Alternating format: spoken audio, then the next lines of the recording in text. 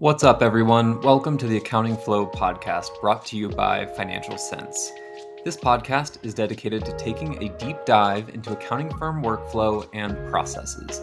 Each episode, we will spend 20 minutes interviewing actual accounting firm owners just like you, uncovering specific processes that firm owners and operators encounter on a daily basis and discuss ways to improve them. Let's go.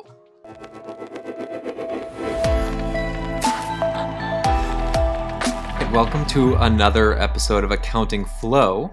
Today, we've got Alexis Sadler, CEO of Accounting Therapy. Thanks for joining. Of course. Yeah, I'm happy to be here.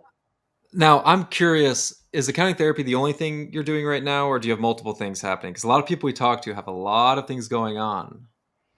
So I run a couple roundtables that I do. I don't really do that for revenue. I really do that for helping other business owners and stuff like that. But my main focus is definitely accounting therapy. Okay. A lot of the entrepreneurs that we do talk to that have their own firms tend to get really excited about that and then start to branch into other things. So I was curious about that. And we also had a chance to talk a little bit about the types of services that you offer, which we'll get into. So I'm really excited about that. But the title of this episode is How This Firm Owner Made Bookkeeping Management Easier in a Very Creative Way. So I'm excited to jump into that topic. But first, before we do that, Alexis, would you mind giving us a quick elevator pitch on who you are and what you're doing? Sure. My name is Alexis Sadler. My company is Accounting Therapy. We are based out of Los Angeles, but we are a fully remote company. So I have basically employees in every time zone, which is pretty helpful. And basically, we help small businesses find financial sanity. We help them do the things that they need to do and make the decisions they need to make. Okay, financial sanity. That could mean a lot of different things for a lot of different people. And I know that QuickBooks is a big focus for you Definitely. all. How do you help people feel more sane when it comes to their finances?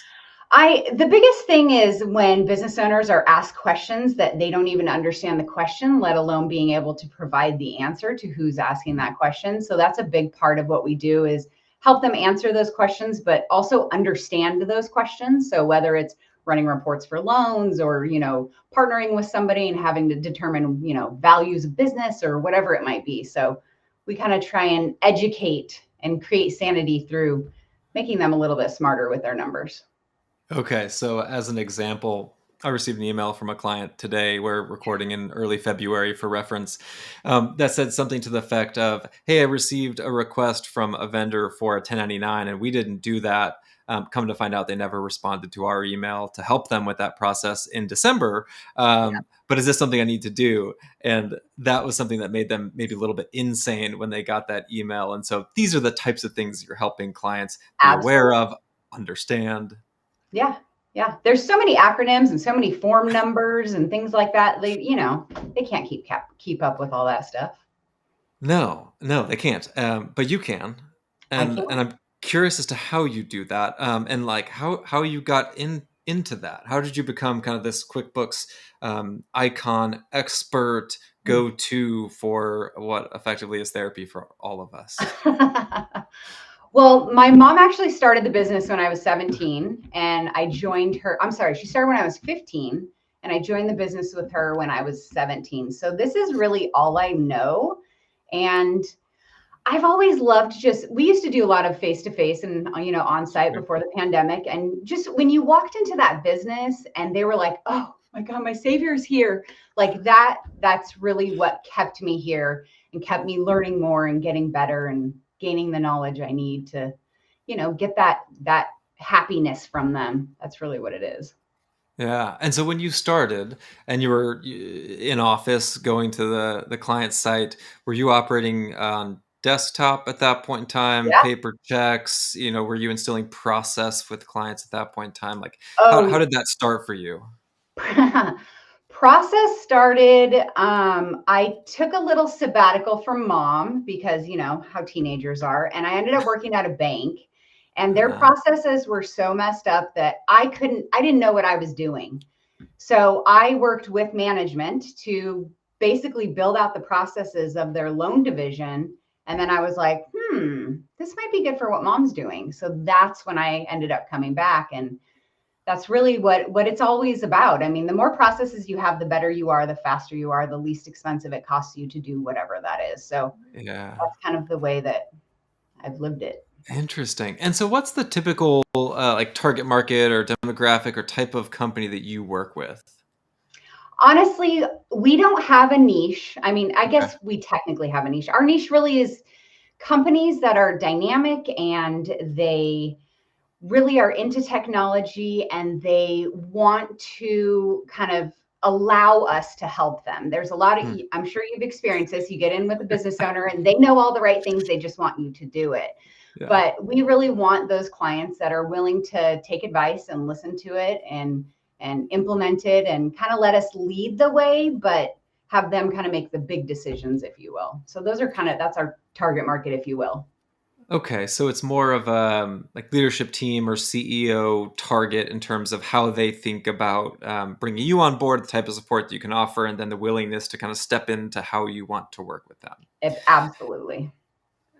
So when you think about process, as you talk about helping clients with their accounting, with their QuickBooks processes, are these the type of clients that you're coming in and you are creating something new from scratch? Are you bolting on to what is existing, or how are you coming alongside of them in their journey of building better processes? So honestly, most businesses have some form of processes. It's a matter of like how efficient they are. You know, are they opening up, Sure. drawers to dig through papers? Or are they, that kind of stuff. So it's I never want to take a business and flip them on their sides because that just creates more work, stress, money, all that kind of fun stuff. So what I like to do is take what they're doing and say, what if we tweak this a little bit and then this a little bit more? So it's kind of like we do it in stages to not freak them out and, have them run because accounting therapy is making me do things I don't want to do. So we try and do it little pieces at a time, whether it's maybe just implementing estimates to give them a little bit better Hmm. reporting and, little things at a time. Got Yeah. it. Okay. So I suspect too, in a client onboarding process, you are taking kind of the holistic business and saying, what processes can we improve in order to create a better outcome or a higher, like prioritized type list for the client to say this would impact their life positively more quickly than this project. Yeah, absolutely. I mean, a lot of the times what we'll do is we'll kind of figure out what their current processes are. Like, tell me Hmm. how you do this. Like, what Hmm. is the process for receiving money? That's an easy one to fix with, there's a lot of companies out there still receiving checks. So finding out those little things and then saying, okay, let's just turn this one thing on and maybe then we'll integrate payroll, maybe, that kind of stuff and start with the little things so they can see that oh, wow, this really does make it easier. Maybe they got more things, and then we can start getting into the big stuff. Yeah, interesting. So when accounting therapy comes in and you're going through, you're prospecting a potential new client, do you require a specific set of systems that your client works within or is at least open to, or do you work within what they already have? Well, it depends. I mean, 100% QuickBooks. We don't do anything but QuickBooks. But on top of that, we will work within their systems if they know the ramifications for working within those systems. So if they're working with an app that we don't necessarily like working with, or maybe doesn't integrate well, we'll say, okay, we'll use this app, but it may cost you an additional 3 hours of time each month. Hmm. So you're going to not only be paying for this app, but you're also going to be paying for the time that it's going to take to do this. Or you could turn on this other app that will do it all for you. And we kind of let them make the choice. I like that a lot because then not only are you educating them on how to make a better decision, but also you're positioning it in a way that can help your internal team become more efficient in servicing them. And ultimately, you don't want them to have to pay more for something that they don't need to pay more for. And if they could be in an efficient, more scalable tool, it's a win for them, it's a win for your team, and everybody is happy. The other thing with using those apps that they just are determined to stick with is it just makes my team better because it's putting them in more apps and they're learning more workarounds and more troubleshooting and things like that. It's getting them to think outside the box instead of having just one system, one process that we do for everybody.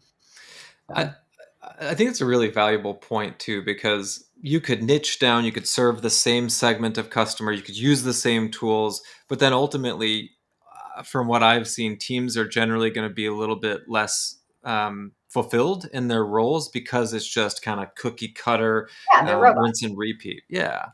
And that becomes really difficult when you want to have an engaged team with a vibrant culture and people who want to kind of take that next step and learn and grow. And so I think there is a lot of value too in having different tools for different clients. Variety makes you happy, right? It can for accountants. I don't know, there are a lot of accountants that are like, I just like doing the same thing. That's interesting. Okay, so from what I've learned, you have two different services. One where you will manage your clients' books and processes in-house, and you will become their outsourced accounting department. And then you'll also work with clients, and you will help them set up their own systems and processes, and then teach them to run it moving forward. Is that right? Yeah. A lot of the setups that we do are migrations from other accounting Mm. platforms. So usually the NetSuites of the world, the larger accounting packages of the world, they usually have their own accounting team.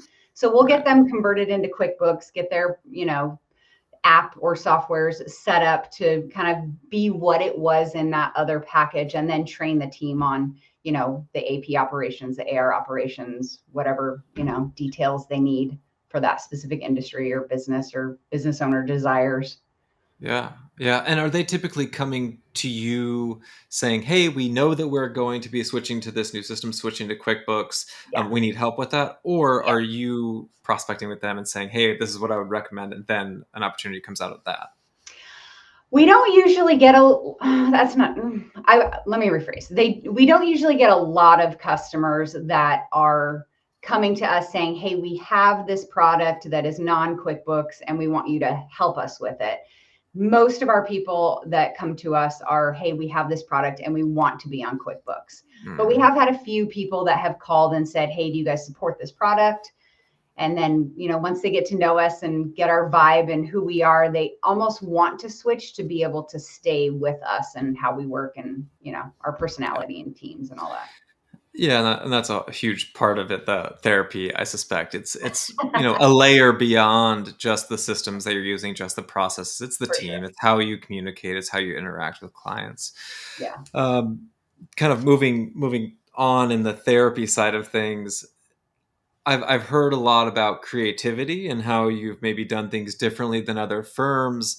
Let's say, like on the recurring services side of things, what are some creative ways that you've potentially manage processes differently or run your team internally that would differ from the firm down the street? So I believe that our team is very different from a lot of other accounting firms. We are very colorful, we are very fun, we are very goofy. I mean, if you go to our website, we have superheroes on our website. Like we're not the typical, accountant, if you will. We try to keep Yeah. it fun and we try to be real people that somebody's not afraid to come to us and ask us that silly question that, they need help with. Yeah. But with the team, I mean, we implemented EOS a while ago, the Mhm. entrepreneurial operating system. Mhm. And we do a lot of like quarterly spirit rallies where we get together and each team will kind of do some goofy skit or game or something like that. So we try and like get that, keep us all together and in the same culture and happiness and, all that kind of stuff. So it just exudes out into our customers and they get to experience the happiness and the fun and, all that kind of stuff in working with an accountant, which isn't generally fun. So, This this is true. This is true. That's not generally an experience that clients are like, "Hey, you need to talk to my accountant because they're awesome." That yeah. just doesn't come up. Remind me how big your team is. So there is 8 of us now. Okay, so eight folks on the team, and you've implemented EOS. Mhm. And so, amongst the eight folks, how does the accountability work? Is there a core leadership team where L10s are occurring that then disseminates downward? Yeah, so each department has their own meeting. So we have our marketing team, our sales team, and our operations, which is basically our doers, our bookkeepers and project people. And then, so each of those people meet, or each of those teams meet, and then they report up, and then we have a leadership meeting, and then it will go up to our visionary and integrator. Myself and Taylor will get together and, make all the decisions of the world. Yeah, you make the clock tick. I want to hone in on that a little bit on the EOS front because I don't know if you know Chad Davis, but Chad and I had a great conversation around EOS and EOS implementation on accounting flow late last year. And so it's fascinating to me to see this large corporate governance structure, oftentimes, of an EOS type methodology being ported down to smaller firms. And you're starting to see that more and more often with smaller firms of taking formal management structures and layering them into the rhythms of a small firm. Like, it's a very creative way to manage, and it requires a lot of discipline. But what's interesting to me is that you led the conversation with, hey, we implemented EOS, but then immediately shifted into culture and doing skits and doing really fun things. How do you manage the culture aspect of it within the rhythm of EOS? Do you have rocks? Do you have L10 scorecard items as it relates to culture, or how do you think about that? As it relates to culture, no, we don't have any measurables on that. We do have a measurable on teams' stress level. So Mm, if the stress level does get too high, we, have conversations on how we can make that happen.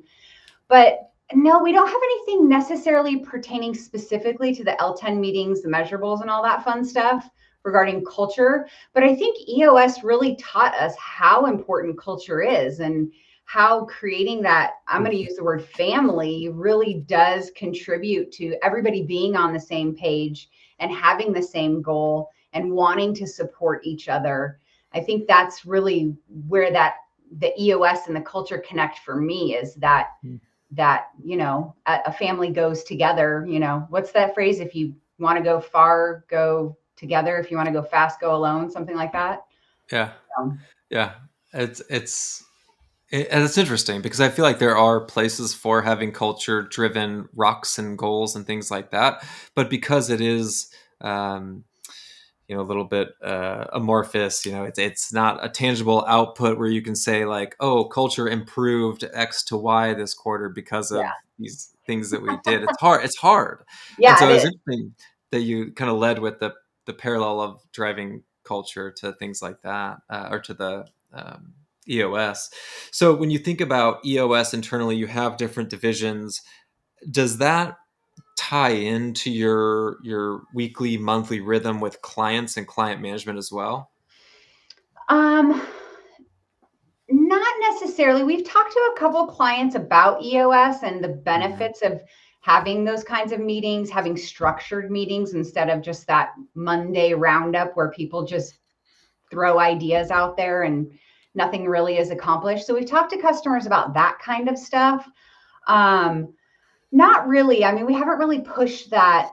Most of our businesses are pretty small businesses. Like, we like to Yeah, work with the little guys that, that need the help. So yeah. I haven't really spread that out to customers too much. Sure. Well, how about internally, as your team manages the monthly workflows on behalf of the clients, are there metrics that you're looking at internally that roll up within these L10s that you guys help to manage, whether it's number of hours, utilization, capacity? What are Yeah, those things that you're looking at? it's funny you say that, because that's actually something that we're working on right now, is how do we pay attention to, one of the things I really want to pay attention to is, like, from the first time I talk to this guy to when they sign on with bookkeeping, what is the number of days? Can we shorten Hmm. those? That kind of stuff. But then the other part of it is we are working on capacity with, we've allocated 100 hours with the team this week for Hmm. bookkeeping. How much of it were they over? Were they under? If they were over, was it because there's a process that's broken? Was it because the client added other things? So that's actually something we're working on. It's funny you brought that up, because Yeah. that's a hard thing to do too. I mean, it's hard to take that and turn it into numbers. Hours, yes, Mhm. but it's a hard one. On the sales cycle side of things, utilizing a tool like HubSpot or Copper or Pipedrive, something like that, just from an opportunity sales cycle understanding standpoint. Hey, this took 15 days from origination to conversation to close, like that could be really helpful on that side. Um, but as far as the team, the capacity, the planning side, that's really interesting to understand. What is what are the types of reporting that we need? How do we understand deviations from estimated budget on a weekly basis for hours allocated to specific tasks? How do we call out the outliers in the L10s and then drive action items from the issues that arise? Yep. Um, there's a process in and of itself that needs to be created utilizing systems in order to drive conversation for these leadership team meetings. True. I mean, that's really true. We actually, my integrator built the craziest Excel document. I'm not a super Excel person. I'm going to get it, but she's like an Excel wizard. And she kind of built something out for the bookkeeping team to kind of track hours based on budgets, and broke out sales tax, which is quarterly, and payroll, and all these fun things.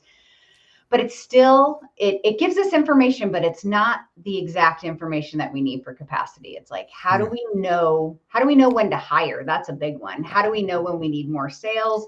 All that kind of fun stuff. So yeah, it's a tough one to figure out what is that number that's going to create the right conversation. Yeah. Yeah. And those are the questions that every firm owner is asking, right? Yeah. It's that relationship between clients and people. How do I understand how to fill up the pipeline from a prospect and revenue perspective? And then also, how do I fulfill that demand from a people and service capacity standpoint? And I think it was Jody Grundon that I heard on a podcast talk about measuring based on gross margin and then revenue per employee. And so once gross margin starts ticking up to a certain percentage, you know that your team is running hot. So you need to hire in order to bring that margin back to a normalized level. I've also heard of teams building in redundancies via international hires and introducing additional capacity through that, or managing just on a billable hourly basis and looking at utilization. There's 1,000 ways to slice it. Yeah. Yeah. And it's what works for your team and how you want to grow your business and the culture in your business, and, all those kinds of fun things. How big do you want to be? Do you want to stay small? They're hard decisions with hard questions and hard answers. They are. Do you all manage on a fixed fee basis, or are you all hourly? We do. Our projects and our bookkeeping are fixed fee. And then when we're doing that kind of figure it out, create processes, training, all that kind of stuff, that's on an hourly basis, which is few and far, I shouldn't say few and far between. It's less common than the bookkeeping and the projects. Sure. Okay. Well, I'll ask two more questions here as we kind of wrap up. One in depth and then one a little bit more fun. Okay. But on the fixed fee side of things, as far as process goes, in terms of educating you on how to understand what type of fee to propose to a client, do you have a calculator? Do you have how do you think about proposals for clients as it relates to fixed fee? So my calculation is a bit archaic, but the very basic part of it is I look at the number of transactions in a month. I figure a minute per transaction, and then I average 15 minutes per reconciliation.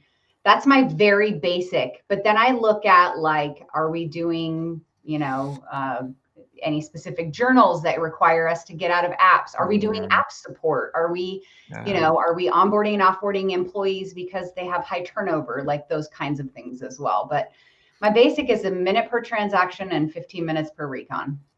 Yeah, and then taking that and extrapolating like $1 per hour based on role. Exactly. And then sometimes Wow. you get in there and you're like, yeah, but this guy's got the same transactions every month. It's going to be super easy. That's kind of just my starting point. It's not my ending number. It's Yeah, just sure, point. sure. Yeah. That's always so fascinating to me because I love the concept of fixed fee or value-based pricing, but it can be very, very challenging, and you don't really know whether or not you've nailed it until a few months in post onboarding, Yeah.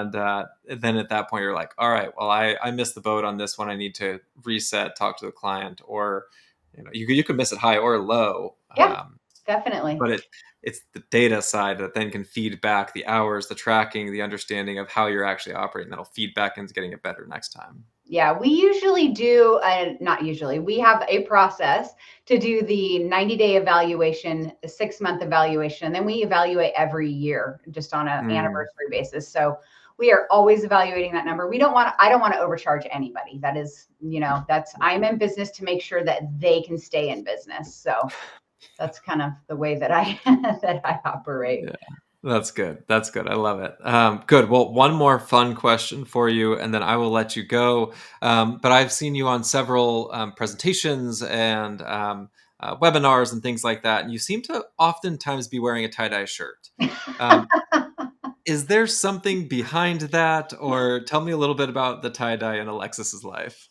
So I think I'm a hippie at heart. I was, a child of the 90s, but I listened to the 60s music the whole time. I'm a big hippie when it comes to music and, my life. I love all the old mid-century modern stuff, all the old things.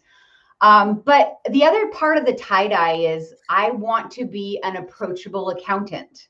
I want somebody to see me and not see me in a polo shirt or a button up or whatever it might be. I want to be an approachable accountant. So that's the other part of it, just making us more fun.